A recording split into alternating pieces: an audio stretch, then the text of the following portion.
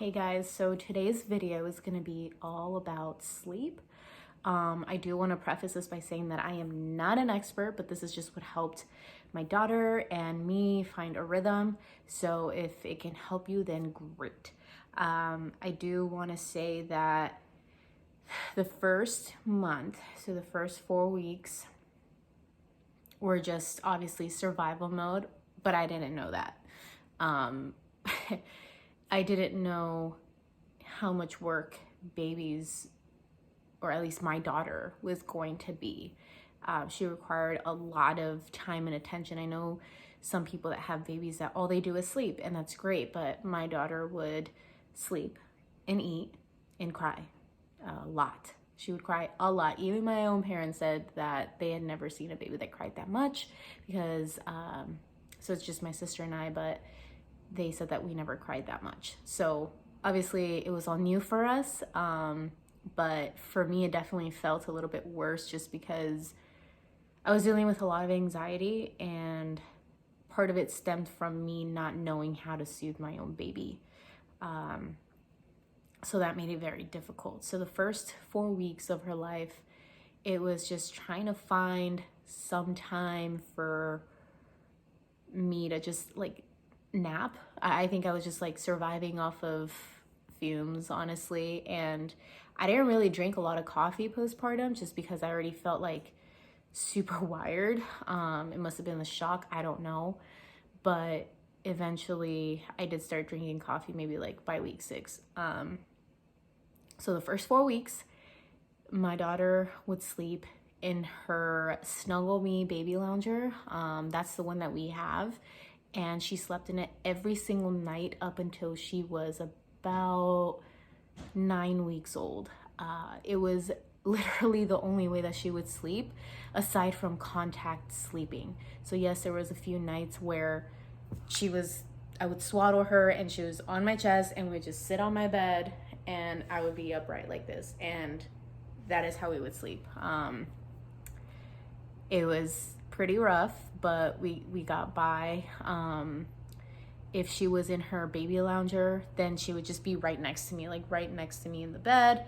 So I know everyone has their opinions on bed sharing, but you got to do what you got to do to make it work. And every family is different. Do what works for your family. That's what works for me and my daughter. I'm a very light sleeper, so I was always checking on her, and she wasn't one to bury her head on the sides. So the Snuggle Me lounger, it does have like the little sides that kind of come up, and part of the suffocation hazard there is that the baby will like sleep up against it and it will, restrict their breathing. But my daughter, she would find ways to just, she constantly slept like this, so she would turn her head to the side and she wasn't like up against it. And that was the only way she would sleep. So after 2 weeks, I sort of found a little routine. Like my mom would help me a lot because I could not rock my baby to sleep. She would not soothe it. She also didn't like being laid down like this, like a regular baby. She had to be upright like this, and she liked to be walked around everywhere. So I would have to walk around and, like talk to her, try to shush her. It was quite the process. So if my mom was able to rock her to sleep, then I would get the baby lounger and then just like pray to God that I can transfer her to the lounger without her waking up. She would wake up every time. And I think it's because she was so small, and my hands are really small and you kind of feel everything. So I was also a nervous wreck. So I couldn't do it very gently. So one of the first things that I did do was try to help her distinguish between night and day. So I was kind of like very strict about, during the day, making sure that it was light and we made regular noise. So we didn't whisper, we watched TV regularly, and we talked regularly. Sometimes my family would want to whisper and I'm like, why are you whispering? Just talk normal. And at night I would keep it dark. I wouldn't turn the light on for her night changes. I have the hatch sound machine, so it's also the night light, and I had it on the setting where it was enough light for me to get by during those night changes and also the night feedings. The first four weeks of her life, she did wake up like every hour and a half to eat. However, I will say that the first 2-3 weeks, she was drinking breast milk, and she, long story short, wasn't getting enough calories from my breast milk, which also like added to the fact that she was constantly crying and constantly waking up. She wasn't full, and she was just hungry, and I didn't know that until, you know, we talked to the pediatrician. And shout out to her pediatrician, because I hear a lot of pediatricians aren't really like pro mom, and you know, they try to mom shame the moms constantly. But my daughter's pediatrician, he was very, very kind and enabled me to make the decision to switch to formula if it was going to help my mental health as well as just help my daughter's health overall. She was falling off of the charts, so it was time to either supplement or completely change the formula.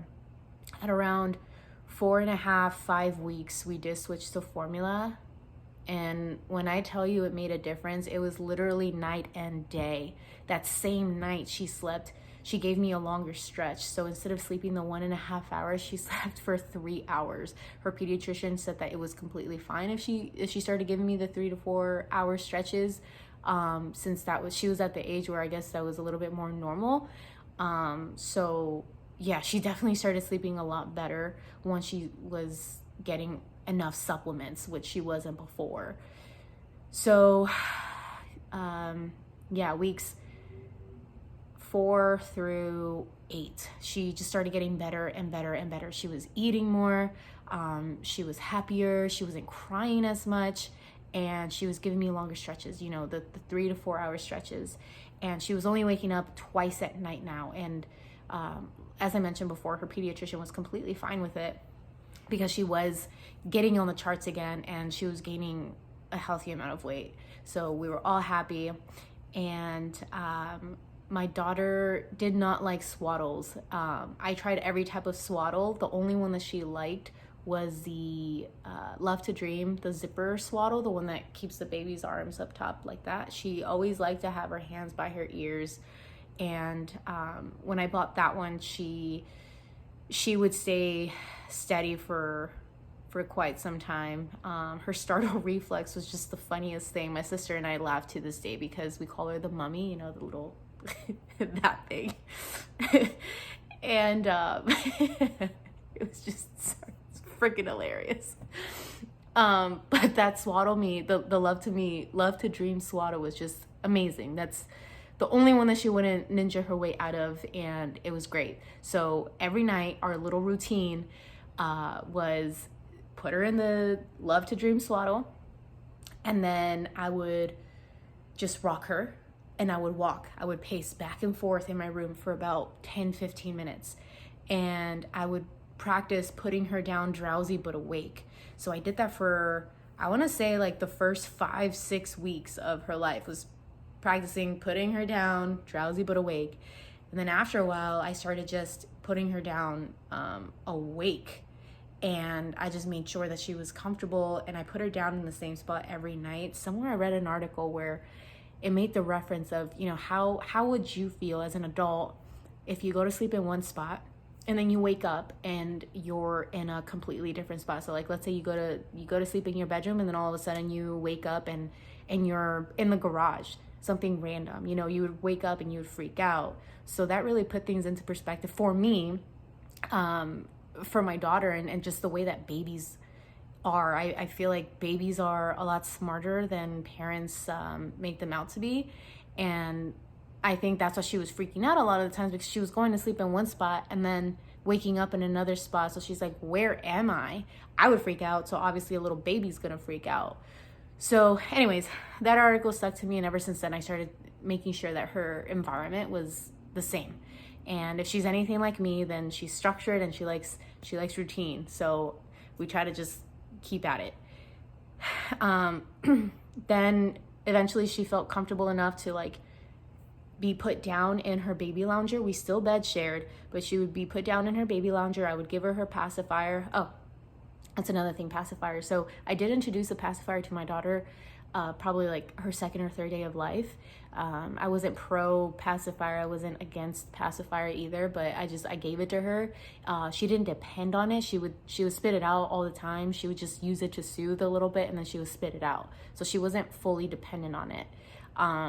Right around, right around 9 weeks, I noticed that she started turning on her side and she liked sleeping on her side, which is fine because again, like she still had room to breathe, but she was also outgrowing her swaddle, and those swaddle, they do come in like extra small, small, and medium, but I spent hundreds of dollars on different types of swaddles her first 5 weeks of her life, and I was just kind of over investing in so many other swaddles and sleep sacks. So I decided to look into sleep training, and my maternity leave was going to end around 12 weeks. So I said, okay, I'm going to try it. I'm going to try to just establish like a sleeping routine. I know that they don't recommend sleep training until your baby's about 6 months.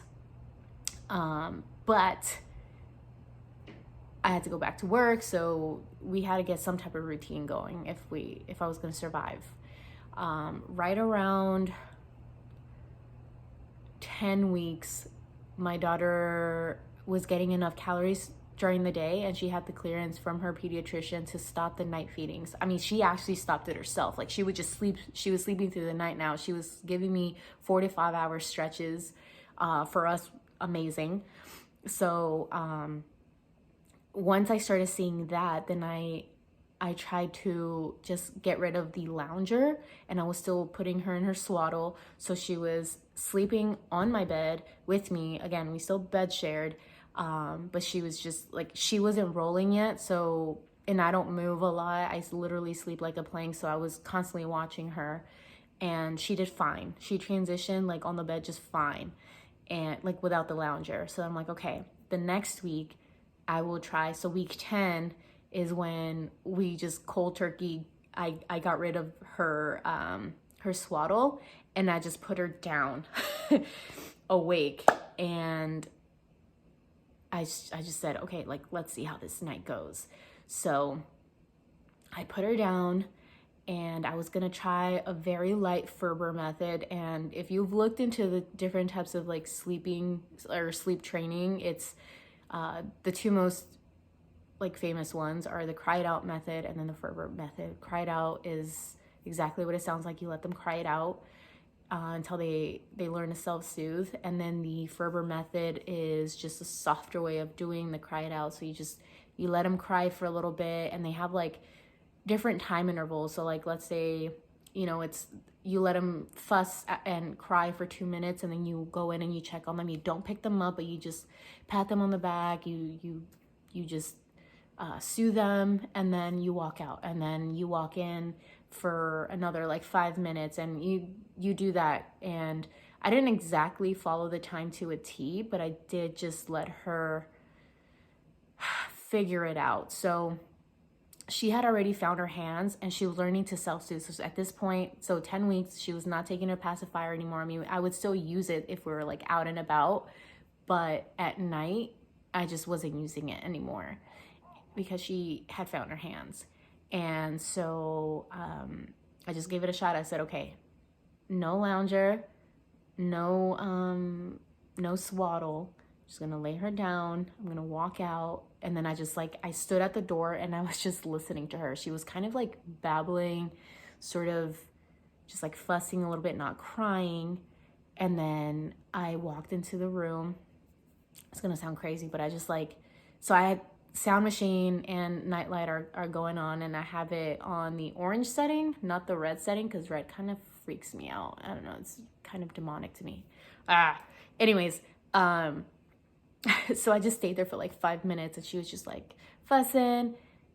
And the first night, it took her about 45 minutes Again, she was not crying. She wasn't freaking out. She was just fussing. She was fighting her sleep. And then she knocked out. She fell asleep. So we kept practicing. So the next day, it took her 10 minutes to fall asleep. And ever since then, ever since 10 weeks, I've just been putting her down. And I think what helped was having her in the same spot each night. Like, she knew that was her space.